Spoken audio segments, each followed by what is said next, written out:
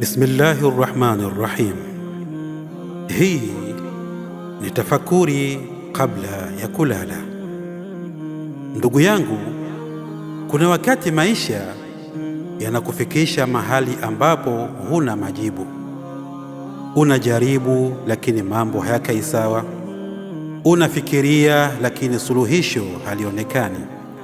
Na hapo ndipo unahitaji kujifunza kitu kimoja ambacho ni atawakkul ala Allahi ta'ala, kumtegemea Allah subhanahu wa ta'ala.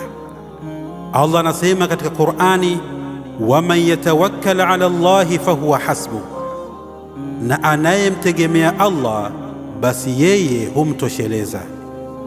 Hebu fikiria hilo kwa kina.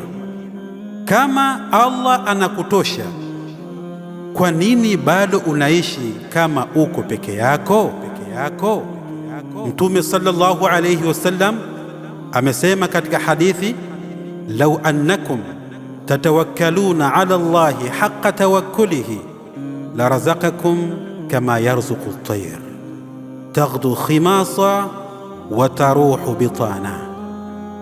Lau mngekuwa mnamtegemea Allah kwa haki ya kumtegemea, basi angekupeni riziki zenu kama anavyowapa ndege.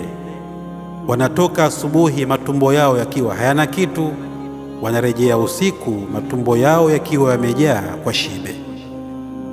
Ndugu yangu, huenda kuna jambo unalihangaikia sana, lakini ukweli ni huu, haliko chini ya uwezo wako.